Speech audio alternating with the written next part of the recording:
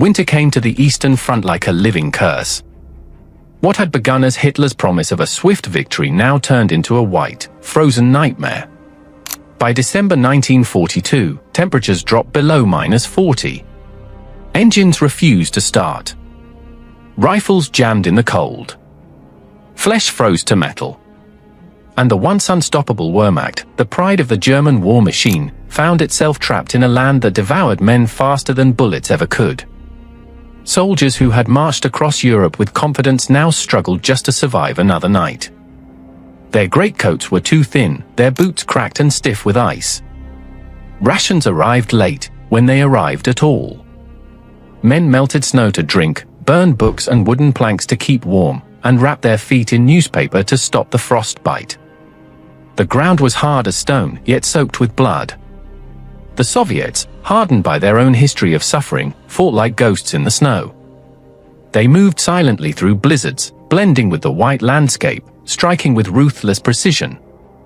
To the Germans, it felt as if the very land itself had turned against them, an endless, frozen enemy that offered no mercy.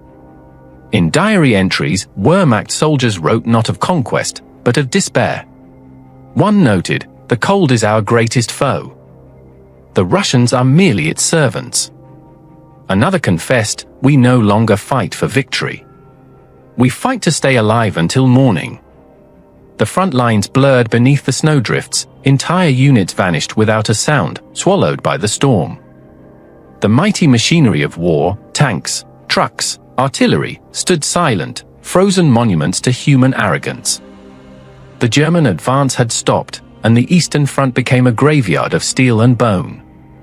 For every fire that flickered in the darkness, 100 more went out forever. Winter 1942 was not just a season. It was judgment, cold, merciless, and absolute. In the vast silence of the Eastern Front, words became the only warmth left to men who had forgotten what warmth felt like. The official report spoke of advances, objectives, and enemy losses, but the diaries and letters told the truth. The truth of hunger, exhaustion, fear, and doubt. The truth of men slowly realizing they were fighting not for victory, but for survival in a land that had already decided their fate. They wrote by candlelight, their fingers numb, the ink freezing in the pen. Some scratched their thoughts onto scraps of paper, ration wrappers, or the backs of old maps. Most knew their words might never reach home. But still, they wrote, to mothers, to wives, to lovers they might never see again. One letter, found in the ruins near Stalingrad, read, "Dearest Anna, we no longer fight for glory. We fight against the snow, the hunger, and the darkness. Every night I dream of our kitchen, the smell of bread, the sound of your laughter. Here, there is only silence, the kind that makes you forget you are still alive." Another soldier wrote in his field diary, "The cold is unbearable. The men have stopped talking. Some stare at nothing for hours.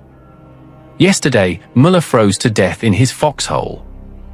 He was only 19. We buried him in the snow, but by morning, the wind had taken him. It's as if the earth itself refuses to keep us." These were not soldiers of propaganda posters anymore. They were ghosts in grey uniforms, clinging to fragments of humanity. Their letters became confessions, not of courage, but of helplessness. "We were told the Russians would collapse," one entry reads. But they do not collapse. They come again and again, and when we kill one, 10 more take his place. They fight like men who have nowhere left to go. Maybe that's why they win. Censorship tried to silence such words. Letters too honest were seized, destroyed, or rewritten by army clerks to keep morale from breaking. But truth has a way of surviving. Smuggled notes, hidden pages, and forgotten diaries later revealed what no speech or order could admit, that the Wehrmacht, so proud and disciplined, was bleeding not just from bullets, but from the inside out. Some men confessed their guilt. One wrote, "We were told to burn the village. The partisans had been here," they said. "Women screamed, children cried, and still we burned. When it was done, I could not look at my own hands. How can I return home with these hands? Others clung to faith, praying not for victory, but for forgiveness. "If I die here," one letter ends, "tell my son that his father was not a hero. Tell him only that he was afraid, and that he tried to do what was right." There were also words of bitter defiance. "The Führer says we will triumph," a soldier scrawled in December 42. But what does he know of this cold? What does he know of digging graves in frozen earth with bare hands? Let him come here, just for one night. By the time the war turned against Germany, the letters grew shorter. Some were no more than a line, "still alive," or "Witz knowing again." Others stopped mid-sentence, the ink fading into nothing. Many never left the front at all, buried with the men who wrote them, sealed forever under snow and rubble. When historians later opened these diaries, they didn't just find accounts of war, they found fragments of lost humanity. The words were raw, trembling, painfully honest. They revealed that beneath the iron discipline and the propaganda machine, the soldiers were still men, frightened, homesick, and trapped in a nightmare of their own making. Each letter was a cry through time, a whisper from the frozen past. They remind us that wars are not only fought with bullets and orders, but with memories, regrets, and the desperate hope that someone, somewhere, will remember who you were. And in those fragile pages, stained with dirt and blood, the voices of the Wehrmacht still echo, are not as conquerors, not as monsters, but as men caught between duty and despair, writing their final words into the endless snow. Life on the Eastern Front was not measured in days, but in moments of endurance. Hunger, fear, and exhaustion became constants, silent companions that never left a soldier's side. The Wehrmacht had marched east with confidence and discipline, yet by the winter of 1942, all that remained was survival. Food was a fantasy.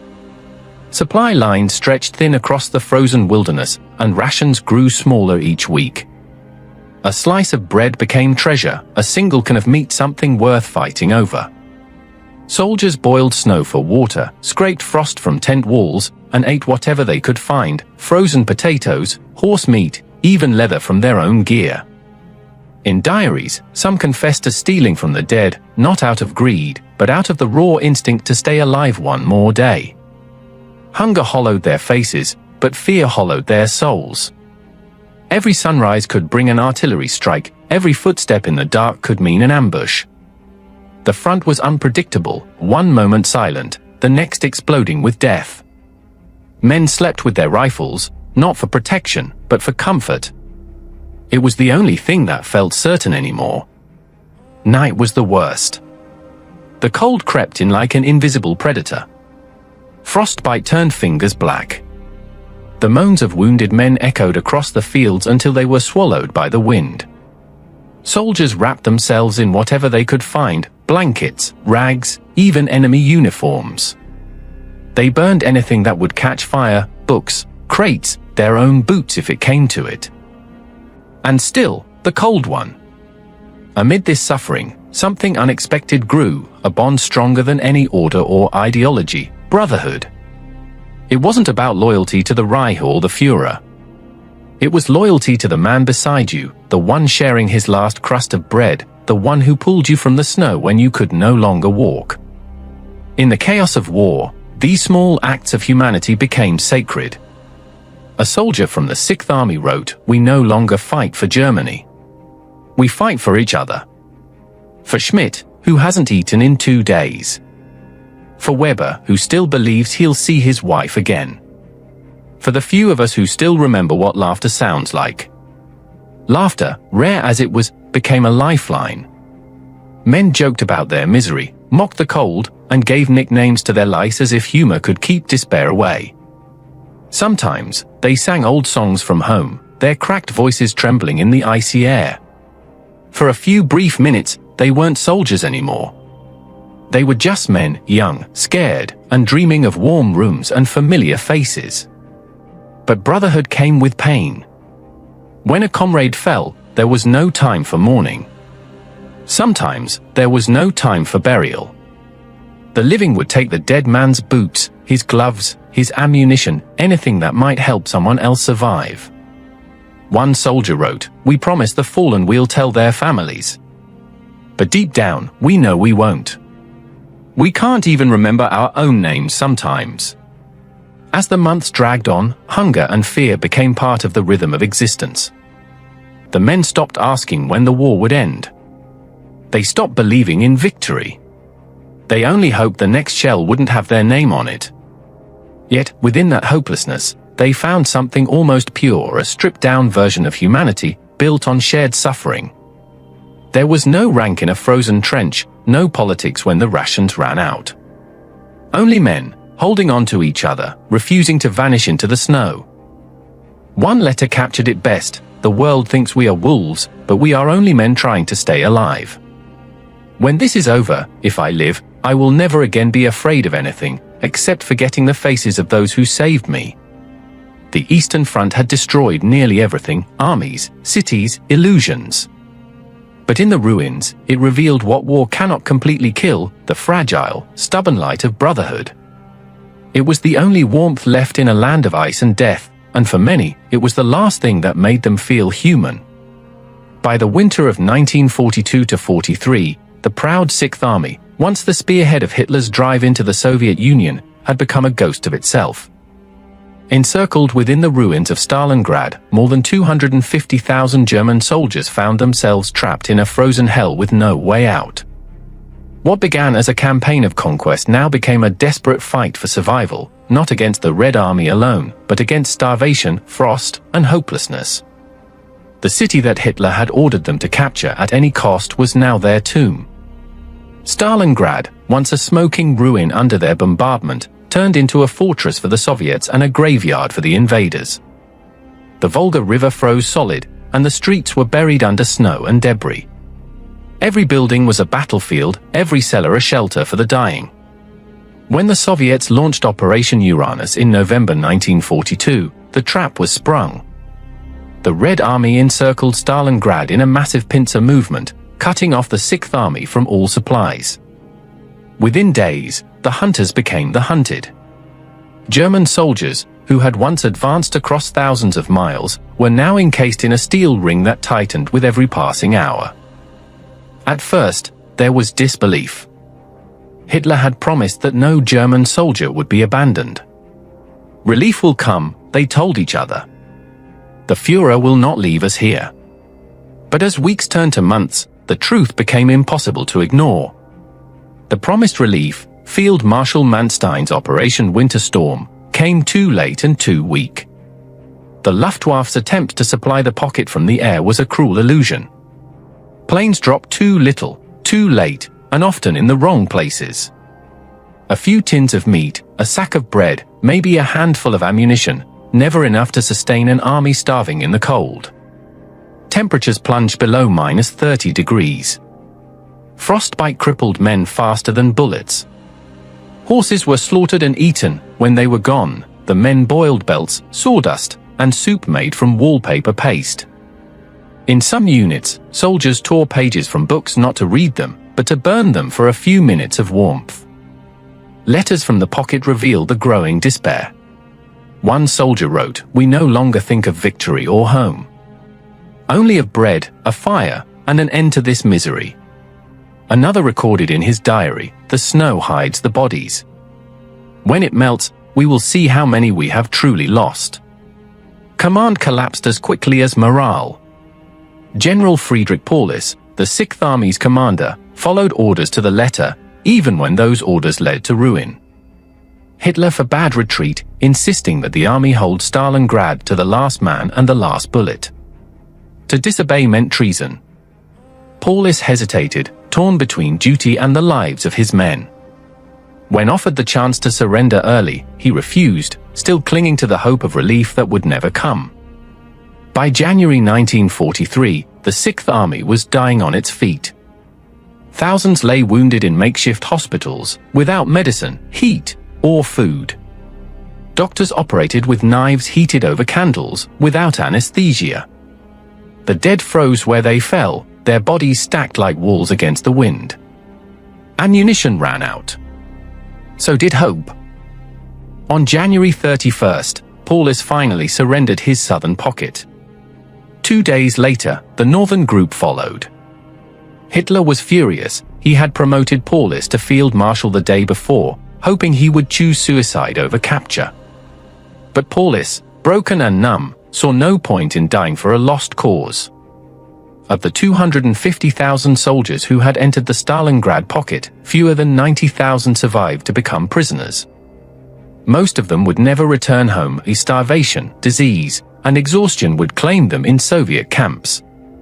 The surrender of the Sixth Army was more than a military disaster, it was the psychological breaking point of the German war machine. For the first time, the myth of invincibility shattered. Across Europe, families received the dreaded letters stamped as missing in action, Eastern Front. For the men who had endured it, Stalingrad was not just defeat, it was revelation. The belief in Hitler's destiny, in endless victory, froze and crumbled with them in the snow. One survivor later wrote, "We went into Stalingrad as soldiers of an empire. We came out, those few who lived, as shadows of men, stripped of everything but the memory of hunger and the faces of the dead." The collapse of the Sixth Army marked the turning of the tide in the East. From that moment on, Germany was on the defensive. The Red Army, blooded but unbroken, would now push westward, across the same frozen lands, through the ruins of cities once conquered, until the war itself came back to the heart of the Reich. Stalingrad had devoured an army, but it had also devoured an illusion. The dream of domination ended there, in the snow and rubble beside the Volga, where the ghosts of the Sixth Army still whisper through the wind, a warning of hubris and the terrible cost of obedience. "We thought we'd go home for Christmas," one soldier wrote in his diary, a final line, frozen in time. That hope, once so simple and human, had long since turned to ash. For the men of the Eastern Front, home had become a memory, fading like smoke over the snow. Those who survived the inferno of Stalingrad would spend years in Soviet camps, working in mines, rebuilding the same cities they once destroyed. Many never returned. For their families, there were no bodies to bury, no graves to visit, only silence. A generation of German soldiers vanished into the white emptiness of Russia, swallowed by history itself. But within their letters and diaries, their voices still speak. They speak not of glory, but of exhaustion, not of victory, but of regret. "We believed we were fighting for our country," one wrote, "but in the end, we were only fighting to survive." The words carry no hatred, only weariness. In them lies the haunting realization that every empire built on conquest is destined to collapse under its own weight. The Eastern Front was more than a battlefield, it was a mirror reflecting the depths of human suffering. Millions perished, soldiers and civilians alike, caught between ideologies that devoured lives with mechanical precision. The frozen fields of Stalingrad, Kursk, and Smolensk remained silent witnesses to what war truly costs when pride blinds men to compassion. Those who returned came back changed, not as heroes, but as ghosts. They spoke little of what they had seen. Their eyes told the stories their tongues could not. For them, victory and defeat were meaningless words. Only survival mattered. Today, the ruins of Stalingrad, now Volgograd, stand rebuilt, alive, defiant. Yet beneath the modern city lies a graveyard without borders. The bones of the Sixth Army rest alongside those of the Red Army, their enemies in life, their equals in death. The soldiers who once dreamed of going home never did. But in a way, their words, their confessions, their pain did return home to us.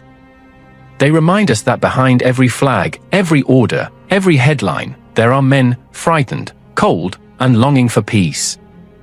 "We thought we'd go home," he wrote.